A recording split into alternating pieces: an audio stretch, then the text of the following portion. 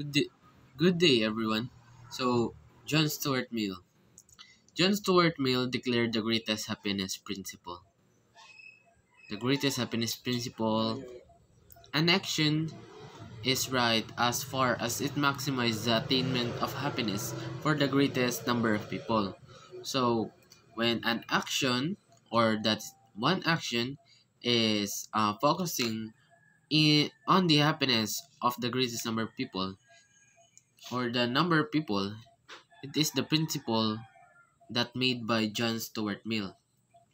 So for example of this is mayors, president, or um, captain, like ganon. Um, they will make an action or advocacy na will make the yung lungsod nila or yung municipal nila to become happy. Like for example here in Montevista, they will make Diwanag Festival. So that the action they made is making Diwanag Festival. So for that, the people in Montevista will be happy. And as you hear from me na from the word attainment of happiness, yung ginawang diwanag ng mayor dito sa Montevista is ginawang masaya yung mga tao. So, isa siya sa mga ibig sabihin ng the greatest happiness principle kasi inattain or finocus niya yung kasiyahan ng mga maraming tao. So, ginawa niya yung Diwanag Festival para sumaya yung mga tao. So, yun yung the greatest happiness principle. So, next we have schools of thought, all of aim for the good and happy life. So, we have 5. What are the 5? So, number 1, materialism. Number 2, hedonism. Number 3, stoicism. Number 4, theism. Number 5, humanism. So, first we are discussing about materialism. So, materialism by Democritus and Leucippus, we have 2 kinds of materialism. 2 types of materialism. So, we have success materialism and happiness materialism. So, we are going to discuss it. First, success materialism. Wealth and material possessions is a sign of success in life. So, from the word possession, owning a thing or pagmamay-ari mo or gusto mo makuha, like possessions or mga wants or needs mo. Yun. So, for example, wealth and material possession is a sign of success in life. Like, makakita kayo ng mga ibang tao dyan na success na sa buhay. Kasi, alam nila na, at alam natin na nakuha na nila yung mga bagay na gusto nila. Like, for example is, nakuha nila yung dream house nila, dream car, dream motor, wife, or job. So, from the pa lang, sa car pa lang or sa house and lot, possession na yun eh. Material possession na yun kasi mga bagay na gusto mo eh. Like mga cellphone, even money, di ba? Gusto nating ma-possess. So, once na na-possess natin yun, it is success materialism. Kasi nakuha mo na yung mga bagay na gusto mo makuha, di ba? Sabi nga dito na material possession is a sign of success in life. So, once nakuha mo na yung mga bagay na gusto mo, like cellphone, mga iPhone, mga house and lot, motor, or car, it is a sign of success in life. So, may influence life satisfaction positively. So, positively. So, for example, for example is, you graduate. Like, for me, my course is BS Criminology. So, after I graduate and I got my job, to be a policeman, so, The positive satisfaction is like naghihirap ako dun eh. I work hard and I give effort for my studies. So I've got this job after kong mapaghirapan yung mga exams, mga quizzes is lahat ng effort ko is nagbunga, no? So nakakuha ko ng diploma and nakakuha ko ng trabaho. So because of my hardship na nakapagtapos ako. Yun yung life satisfaction in positive.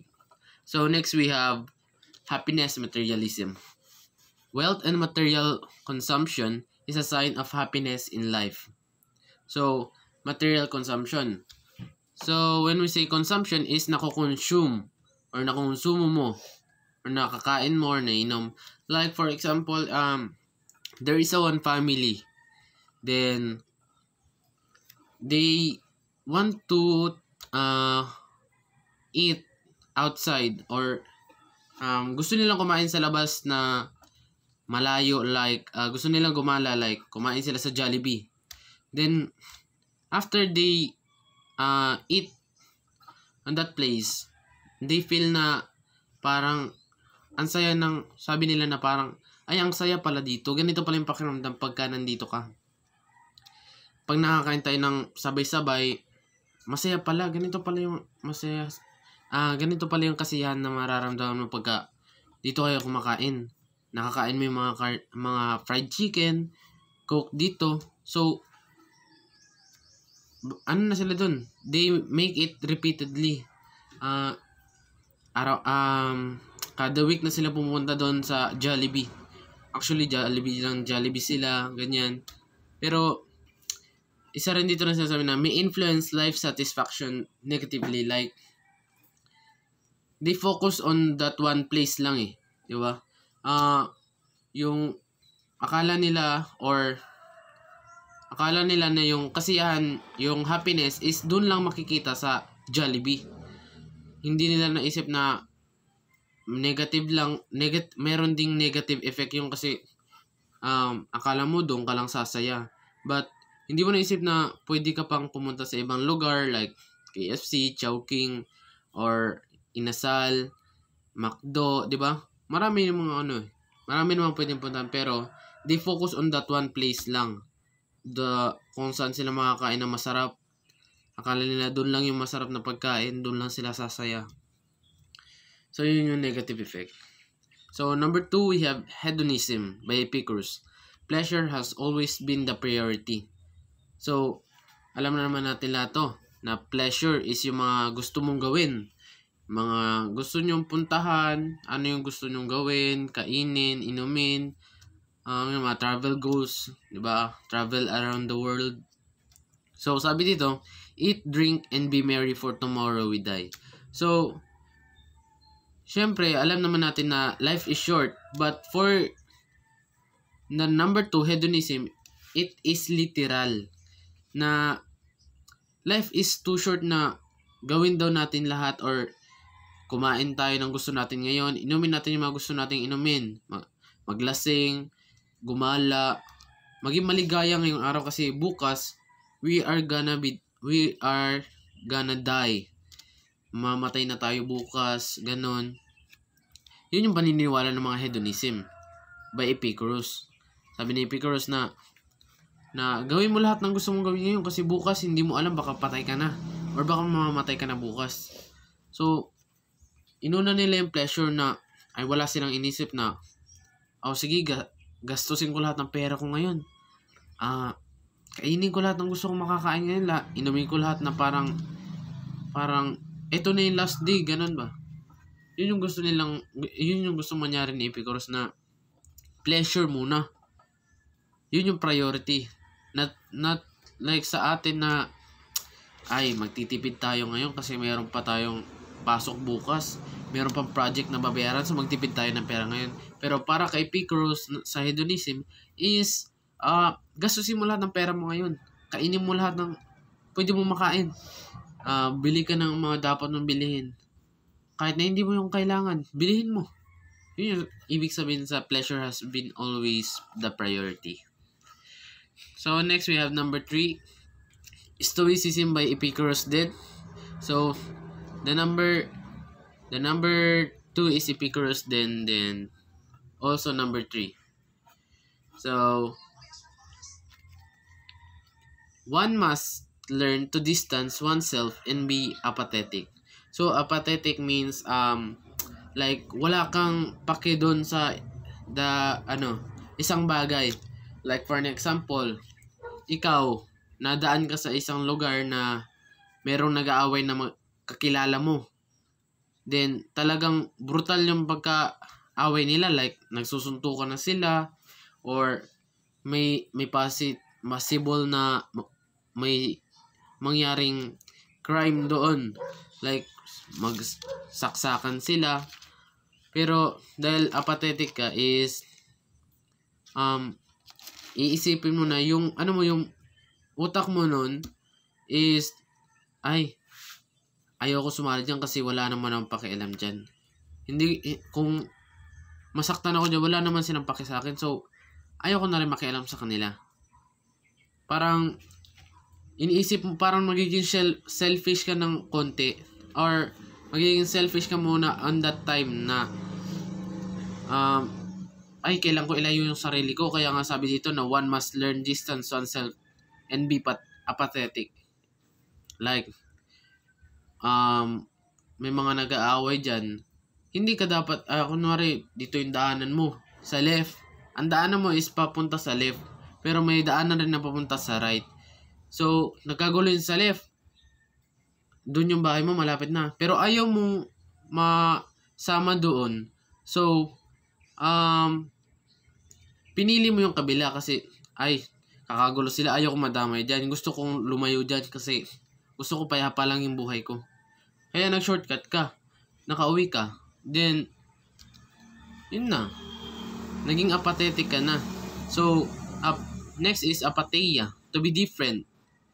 Like, sabi nga na, para din siyang apathetic, pero,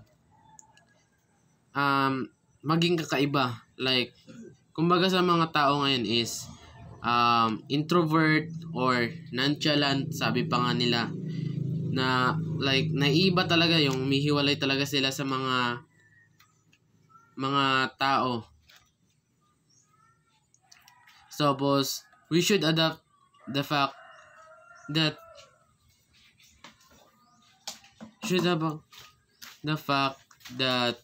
something are not within our control. Like may mga bagay talaga na hindi natin kayang kontrolin. Like for example is time, like days, mga moment, mga bagay na talagang literal na hindi natin makontrol. Like time, like birthday ka ngayon, gusto mo enjoyin yung araw mo ngayon para mag-birthday, so enjoyin mo lang. Hindi mo naman makokontrol yung oras, hindi mo makokontrol yung oras, di ba? Tapos, may mga moments talaga na kailangan mong sulitin. Diba? Kasi, may mga times na hindi mo na kayang balikan yan kasi hindi mo makontrol nga. Like, magiging memories na lang siya pagdating ng araw. Like, ngayon, may mga bandings kayo ngayon. Sulitin mo yan kasi bukas is iba na naman. Another day na naman. No? So, next, we have number 4, theism. So, most people find the meaning on their lives using God as a fulcrum of their existence. So, when we say fulcrum, it is the way or the center.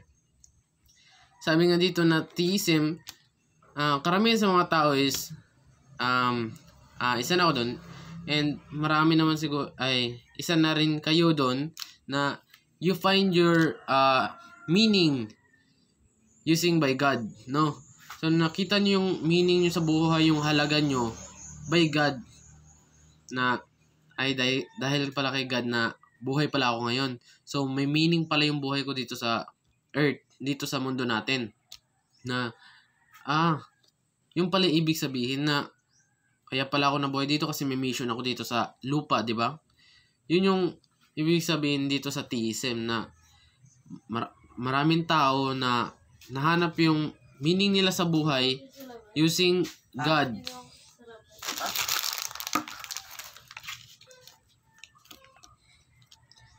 Using by God as a fulcrum of their existence.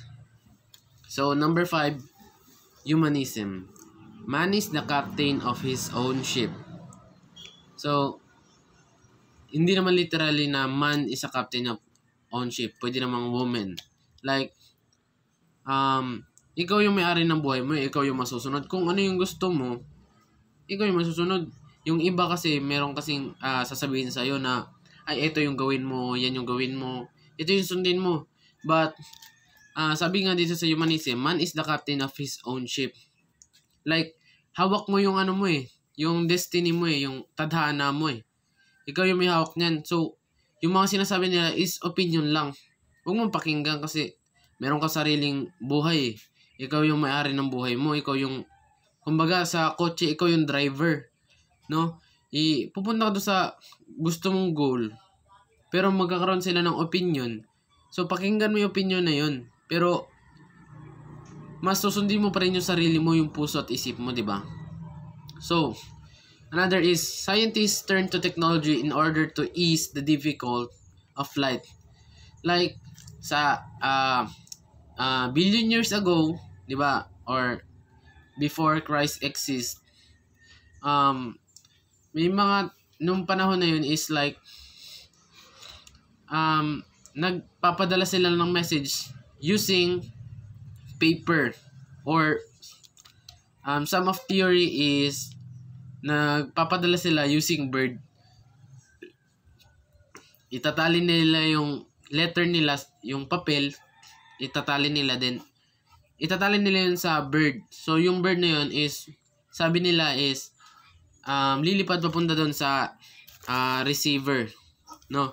So pero ngayon advanced na yung ano natin ngayon yung mundo natin ngayon Like, marami ng high-tech na technology.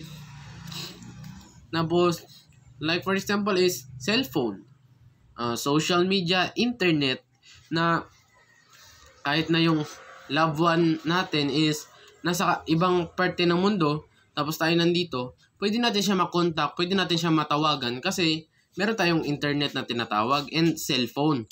Isang click mo lang, kausap mo na siya. Mabilis na kayo makapag-usap, like not like sa nung dating panahon or yung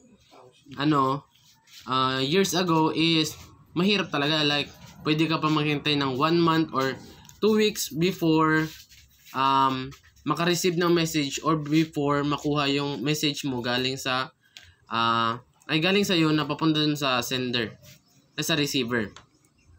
So, next is people are willing to tamper with time and space in the name of technology. Like, sabi nga dito na willing to temper the time. When we say temper is pakialaman. So, yung mga tao ngayon is willing na silang pakialaman yung time and space. Pero sabi nga kanina na hindi natin control yung oras or yung mga bagay-bagay. But in the name of technology, sabi nga sa humanism, we can control or pwede natin pakialaman yung oras, yung space in the name of technology, like social media. Nung wala pang social media, pwede ka pa makatulog ng maaga, like 7 o'clock or 6 o'clock. Pwede ka matulog. Pwede ka pang like manood sa labas ng gabi, mga 10 o'clock, ganyan. Pwede ka manood ng sine sa gabi. But in the name of technology, gumawa sila ng mga kumbaga as a way to be easy na lang na ma-access natin yung mga bagay-bagay. Like for example is, kaya mo matulog ng gabi. Pero dahil may social media, then gusto mo rin manood ng sine, but we have social media na may tinatawag nating Netflix. So, doon na kayo manonood ng pelikula or movies in the Netflix.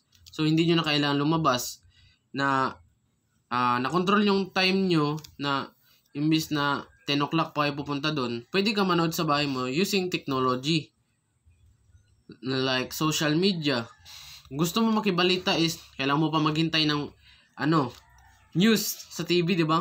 Mga 5 p.m. Pero, syempre, in the name of technology nga, pinakailaman nila yon and nakialam sila. So, ginawa nila ng way para mapa-improve or easier to access. Like, gumawa na sila ng inquiry, mga news sa cellphone, mga update, ganon. So, last is, technology allowed us to tinker with our sexuality. Example is breast implant. So, it is common now na ngayon na marami na talagang dati kasi pagka no offense sa iba, pero yung iba kasi dati pagka gusto maging babae is yung lalaki magiging bakla muna. Bakla tapos magpapahaba ng buhok. Like ganun. Yun lang yung way nila dati. But nowadays, marami nang na-inventong mga surgery like cosmetic surgery, like mga transgender, ganun.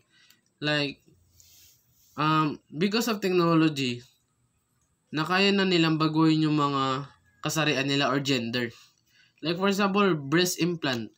Like yung mga LGBT na babae, ay LGBT na bakla, 'di ba? Is gusto nila talaga maging babae, so magpapa-breast implant sila. Tapos using technology, they will grant the wishes of sa mga bakla or gay. They will do breast implant, or being transgender is using of technology also, 'di ba? Because of technology, pwedeng mag-transgender yung mga tao ngayon. Like mga cosmetic surgery, magpa-rhino, patangos ng ilong, yung mga talagang hindi pa sila satisfied sa mga nasa katawan nila. Like mga botox, mga rhino, mga ganyan, breast implant. So because of technology, pwede na nilang magawa yung mga gusto nilang gawin. Pero negative effect is sometimes hindi naging tama yung mga decision kasi minsan may mga palpak pa rin nangyayari. But thanks to technology, marami ng bagay ang napapadali sa panahon natin ngayon. And that's all